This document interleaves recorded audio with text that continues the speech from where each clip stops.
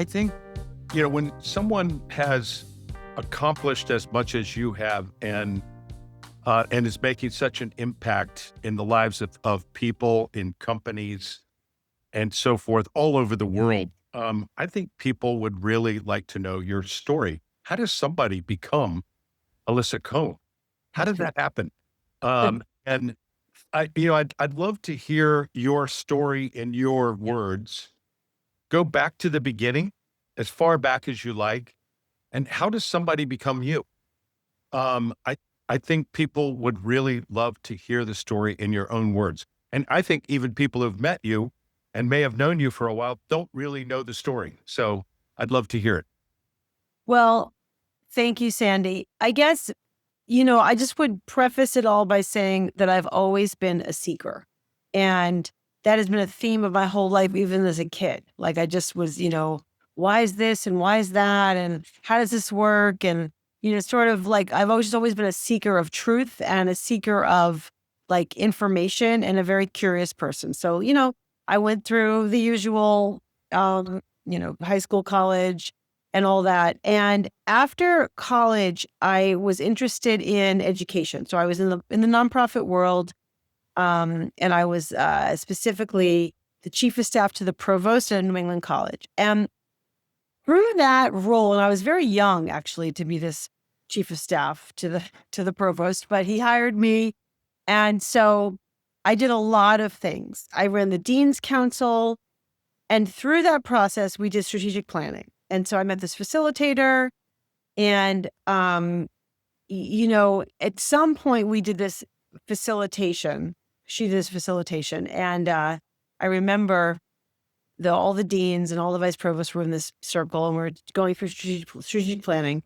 And at one point, the facilitator Ellen said something, and one of the vice provosts screamed at her, and I was like, what is going to happen next?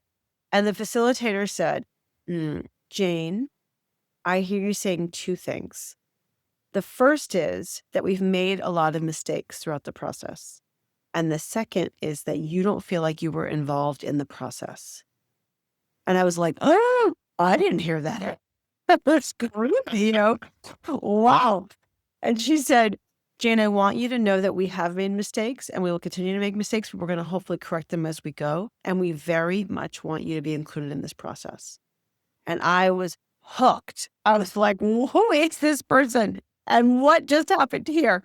So that was like very much stuck in my mind about like how effective a facilitator could be in a group of people and how you can hear what's really being said as compared to, what sort of the surface is.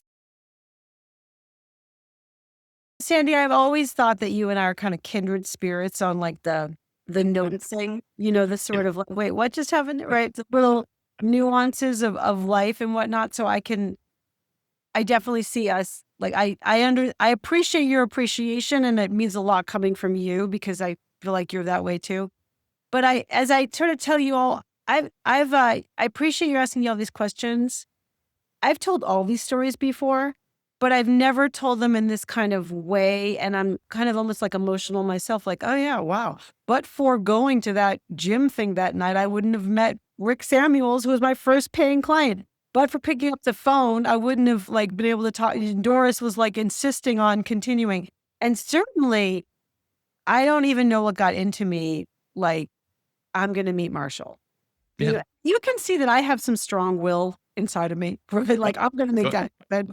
I'm going to make that happen kind of person. And I was like, for whatever reason, I'm going to make that happen. And we all have people that we admire or that we want to meet or whatever. And I have never been so focused on something or someone than meeting Marshall. And to state the obvious, Marshall has changed my life massively for the better. It is always kind of him to say, you've made my life better. My life is better with you.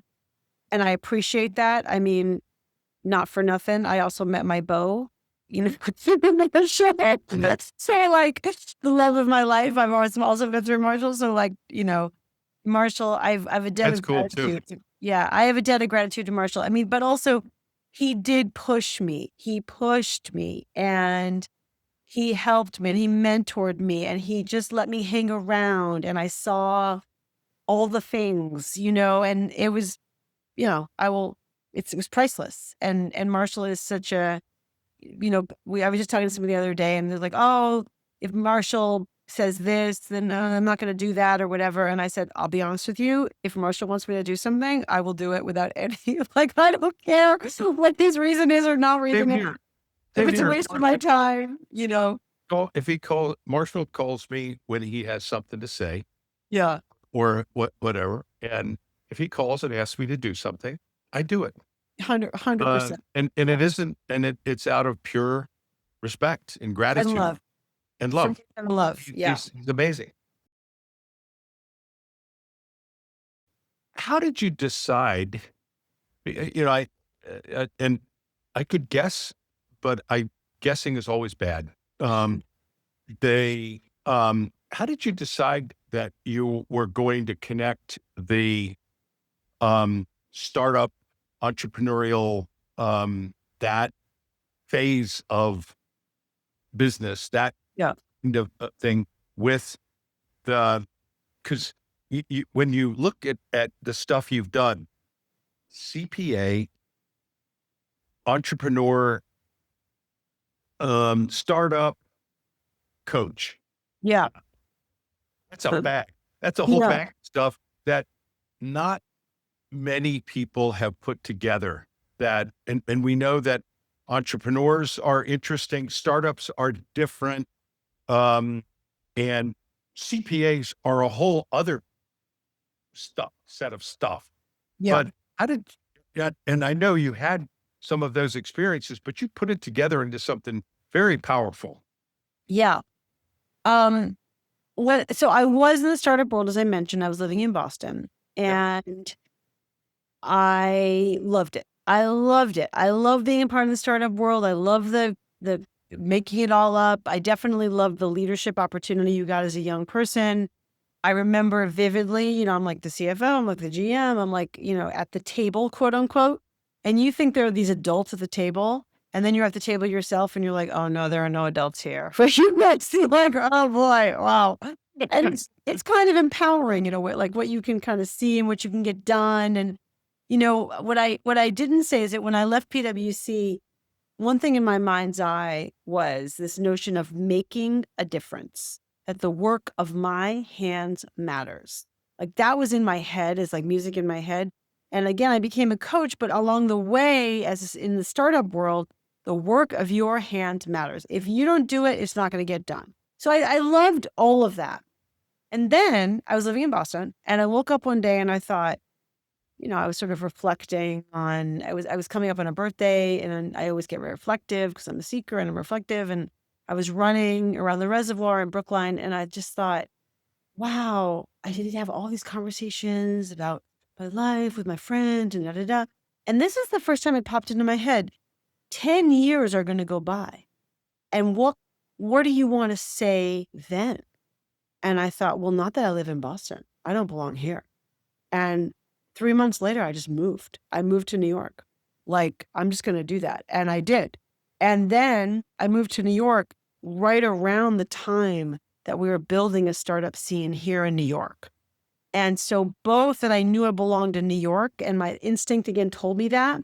And that also it happened to be the time that we were building this entrepreneurial ecosystem. And I had that as a background and I really sought it out. That's how that all came together. And I started coaching at some prominent startups in New York. And, that was, I will say that like Foursquare, which was a big startup back in the day. It's no longer a thing, but like it was a big startup back in the day, including the founder of Foursquare, Dennis Crowley, and his co-founder were on billboards all over New York. They were in Gap ads all over New York. And I met Dennis Crowley at a restaurant. I met his GM and they introduced me to Dennis and I walked into the restaurant and I passed this bus stop with a billboard of Dennis on it. And then I went and met him. And so it was very... You go on the billboard?